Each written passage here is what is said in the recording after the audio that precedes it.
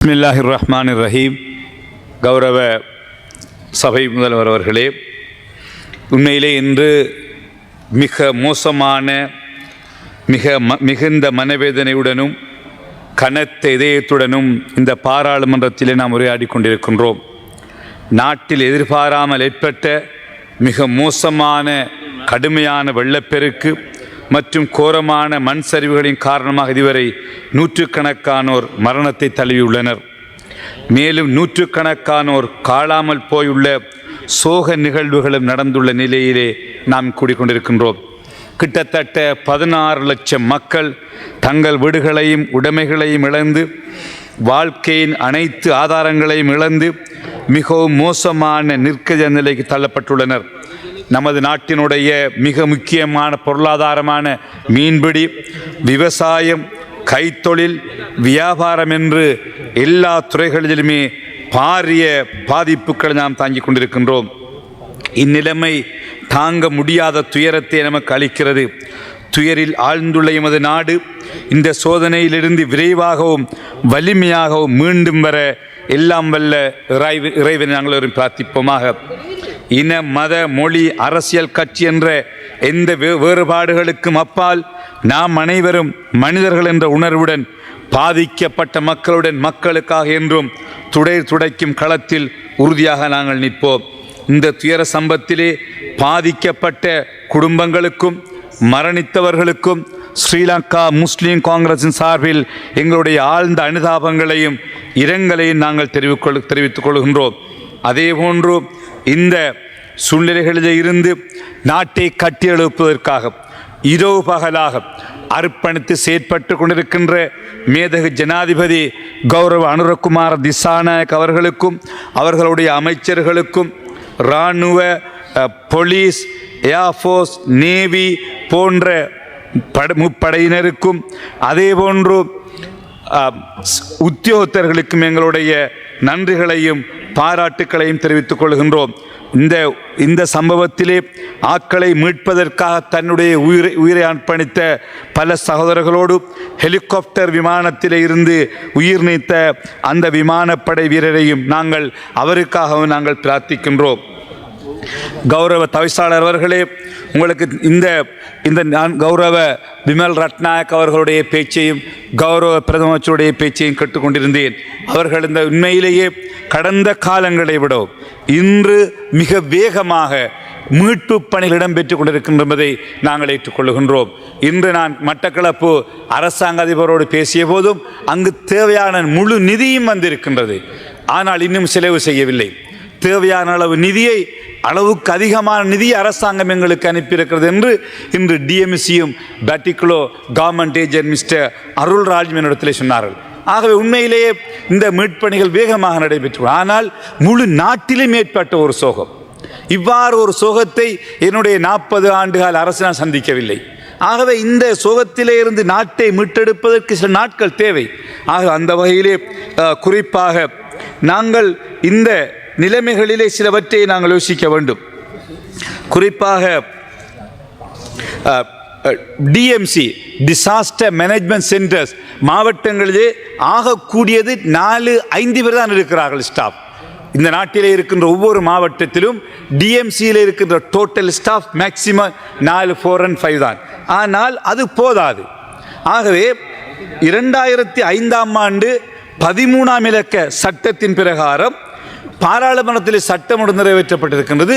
ஒவ்வொரு மாகாணத்திலும் புரோவின்சியல் disaster management centre ஒன்றை உருவாக்க வேண்டும் என்று சட்டம் இயற்றப்பட்டுக் கொண்டிருக்கிறது. ஆனால் இன்னும் அது உருவாக்கப்படவில்லை. அவ்வாறான ஒரு புரோவின்சியல் மேனேஜ்மெண்ட் டிசாஸ்டர் சென்டரை அந்த 2005-13 ஆக்டின் கீழ் நாங்கள் உருவாக்கியிருந்தால் இன்னும் இந்த டிசாஸ்டர்களை குறைத்திருக்க முடியும். ஆகவே இது 20 வருட காலமாக ஏற்படுகின்ற விஷயம். 20 வருடம் ஆட்சி செய்த எந்த ஒரு அரசும் இந்த புரோவின்சியல் சென்டர்களை உருவாக்கவில்லை.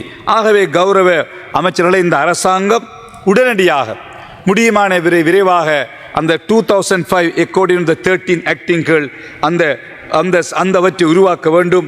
ஏனென்றால் சம்மாந்துறை மாவடி பள்ளி மதரசா மாணவர்களுடைய சம்பவம், துயரச் சம்பவம் இடம்பெற்ற போது கூட நீதிபதி கூட ஏனென்றால் ஒரு டிஎஸ்லே கூட ஒரு டிசாஸ்டர் ஆஃபீஸர் கிடையாது. ஆகவே இந்த ஒவ்வொரு பிரதேச செயலகத்திலும் ஒரு டிசாஸ்டர் மேனேஜ்மெண்ட் உருவாக்க வேண்டும். ஏனென்றால் இன்று இருக்கின்ற உள்ளூராட்சி சபைகள் எல்லாம் அவைகள் மாகாண சபைக்கு உட்பட்ட விஷயங்கள். ஆகவே இந்த டிசாஸ்டர் டிஸ்ட்ரிக்ட் என்ற மத்திய சென்ட்ரல் கவர்மெண்ட்கள் இருக்கிறது. ஆகவே இந்த ப்ரொவின்சியல் கவுன்சில் ப்ரொவின்சியல் செட்டப்பிலே இந்த டிஎம்சி ப்ரொவின்சியல் சென்டரை உருவாக்க முடியுமாக இருந்தால் முழு மாகாணத்தின்கள் இருக்கின்ற கவர்மெண்ட் ஸ்ட்ரக்சரை மெக்கானிசத்தையும் இந்த டிசாஸ்டர்ஸுக்கு பயன்படுத்த முடியும். ஆகவே இதற்கான வழிகளை நீங்கள் மேற்கொண்டு சென்று கேட்டுக்கொள்கின்றேன். அதே போன்று இந்த டிஸ்ட்ரிக்டிலே இருக்கின்ற ஜிஏக்கும் இந்த சம்பவம் ஏற்பட்ட போது ஜிஏயால் டிஸ்ட்ரிக்ட் செக்ரட்டரியால் டிவிஷனல் செக்ரட்டரியை தொடர்பு கொள்ள முடியவில்லை. ஏனென்றால் கம்யூனிகேஷன் சிஸ்டம் நெட்வொர்க்கிங் சிஸ்டம் உடைந்தவுடன், தொலைபேசி உடைந்தவுடன், ஏன் மொபைல் கூட என்னால் கூட கிழக்கு மாகாணத்திலே 2-3 நாட்கள் மொபைல் போனில் கூட பேச முடியவில்லை. நான் கூட மிக கஷ்டப்பட்டேன். ஆகவே அதற்காக ஒரு டிஸ்ட்ரிக்ட் செக்ரட்டரிக்கும் டிவிஷனல் செக்ரட்டரிக்கும் இடையிலே ரேடியோ சிஸ்டம் கம்யூனிகேஷன் சிஸ்டம் ஒன்றை உருவாக்க வேண்டும். அதற்கான ஒரு சில ஒழுங்குகளை நீங்கள் செய்ய வேண்டும். ஏனென்றால் இந்த நாட்டிலே after tsunami 77 early warning towers நியமிக்கப்பட்டிருக்கின்றது. ஒரு டவர் கூட இந்த சிஸ்டம் வேலை செய்யவில்லை. இந்த பிரச்சனைகளின் போது இந்த 77 டவரும் செயலிழந்து கிடக்கிறது. ஆகவே இந்த அரசாங்கம் உடனடியாக இதில் நீங்கள் கவனம் செலுத்த வேண்டும். டிஸ்ட்ரிக்ட் செக்ரட்டரிக்கும் டிவிஷனல் செக்ரட்டரிக்கும் இடையிலே ஒரு ரேடியோ கம்யூனிகேஷன் சிஸ்டம் ஒன்றை உருவாக்க வேண்டும். எதிர்காலத்தில் இவ்வாறான பிரச்சனை போது உடனடியாக ஈடுபடக்கூடிய வகையிலே மட்டக்களப்பு மாவட்டத்தை பொறுத்த கிட்டத்தட்ட 35,000 பாதிக்கப்பட்டிருக்கிறார்கள். அவர்களுடைய இயல்பாழ்க்கை கொண்டிருக்க அரசாங்கம் எடுக்கிற முயற்சிகளுக்கு நான் என்னுடைய மாவட்ட மக்களின் சார்பிலே இந்த அரசாங்கத்துக்கு நன்றிகளை நாங்கள் தெரிவிக்கின்றோம். அவசரமாக போட் அனுப்பப்பட்டது இன்னும், ஆனால் இது தொடர்ச்சியான இந்த இழப்புகளை இந்த லாஸஸை எங்களால் குறைக்க முடியும். இன்னும் சில விடயங்களை நாங்கள் எதிர்காலத்தில் அரசாங்கம் செய்ய முடியுமாக இருந்தால் ஒவ்வொரு மாவட்டத்துக்கும் தேவையான போட்ஸ், என்ஜின், லைஃப் ஜாக்கெட் போன்ற விடயங்களை செய்ய முடியும். குறிப்பாக மட்டக்களப்பு மாவட்டத்திலே முந்தனை 6 என்கின்ற ஒரு வேலை திட்டம் ஆரம்பிக்கப்பட்டிருக்க வேண்டும். அது தொடர்ச்சியாக ஈடுபட்டு வரும். இந்த அரசாங்கம் இப்பொழுதுக்கான ஆரம்பம் கொடுத்திருக்கின்றது. அந்த முந்தனை 6 திட்டத்தை உடனடியாக செய்ய முடியுமாக இருந்தால் அவசரமாக மட்டக்களப்பு மாவட்டத்திலே இருக்கின்ற வெள்ள பெருக்கை நாங்கள் நீக்க முடியும். அதே போன்று ஃப்ளட்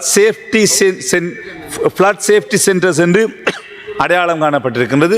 மட்டக்களப்பு மாவட்டத்தில் 4 3 ஸ்டோரி பில்டிங்கள் அமைக்க வேண்டும் என்று பாடசாலைகளுக்கு அந்த 3 ஸ்டோரி பில்டிங்கள் அமைத்து கொடுக்க முடியுமாக இருந்தால் 4 பாடசாலை மட்டக்களப்பு மாவட்டத்திலே அங்கிருக்கின்ற மக்களை உடனடியாக நாங்கள் கொண்டு போய் அந்த பாடசாலை வைக்க முடியும் நடவடிக்கை. அதே போன்று எங்களுடைய கௌரவ பிரதி அமைச்சர் முனியன் முல்லஃபர் இருக்கின்றார்கள். அவருடைய தொகுதிக்கு நான் தற்செயலாக நேற்று முன்தின மல்வானைக்கு போயிருந்தேன். கௌரவ அமைச்சர் மிக அதிகமான பணிகளை அந்த மண்ணிலே செய்து கொண்டிருப்பதை நான் அங்கு பார்த்தேன். அங்கு நான் போயிருந்தேன். உண்மையிலே பாரிய இழப்பு அது ஏற்படுத்தியிருக்கிறது. ஒவ்வொரு வருடமும் ஒரு வெள்ளம் வருகின்ற போது நம்ம அந்த பிரதேசம் மல்வானை நகரம் அது தாழ்கிறது. கிட்டத்தட்ட நான் போய் பார்த்தபோது கிட்டத்தட்ட 1,500 கோடி ரூபாய் பெறுமதியான சொத்துக்கள் அந்த நகரத்திலே மாத்திரம் இழந்திருக்கின்றார்கள்.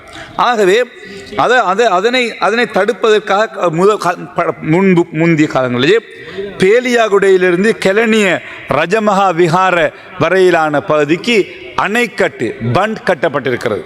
ஆகவேதான் அந்த கெலனிய வரையிலான பிரதேசம் பாதுகாக்கப்படுகிறது. கெலனிய ரஜமகா விஹாரையில் இருந்து பியகம ஜோன்,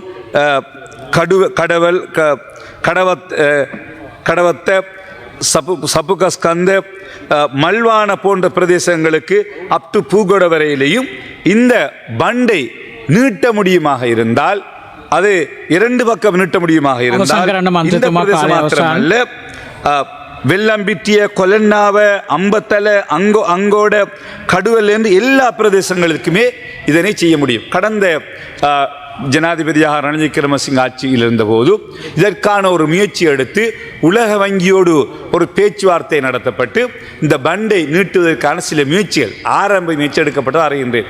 ஆகவே கௌரவ பிரதி அமைச்சர் அவர்களே, அரசாங்கத்தோடு நீங்கள் இந்த வேலை திட்டத்தை நீங்கள் எதை செய்ய முடியுமாக இருந்தால் இந்த பாரிய இழப்பிலிருந்த பிரதேசங்களை நாங்கள் காப்பாற்ற முடியும். அதே போன்று இந்த அதேபோன்று இந்த சந்தர்ப்பத்தை நாங்கள் பயன்படுத்தி நாங்கள் அமெரிக்க அரசாங்கத்தோடு ஜனாதிபதி டொனால்ட் ட்ரம்போடு பேச்சுவார்த்தை நடத்தி எங்களுக்கு விதிக்கப்பட்டிருக்கின்ற வரியை நாங்கள் உடனடியாக குறைக்க முடியும். அரசாங்கமும் எதிர்க்கட்சி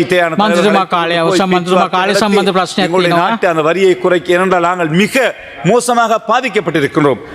அதே போன்று IMFோடும் பேச்சுவார்த்தைகளை நடத்தி எங்களுக்கு இருக்கின்ற அந்த வசதியை, கடன் கட்டும் காலத்தை அல்லது கடனை பெறுவதற்கான சூழ்நிலைகளை அவசரமாக உருவாக்குவதற்கான முயற்சிகளை நீங்கள் எடுக்க வேண்டும். முழு ஒத்துழைப்பை நான் தருவதற்கு ஆயத்தமாக இருக்கின்றோம் கூறி விடைபெறுகிறேன். நன்றி.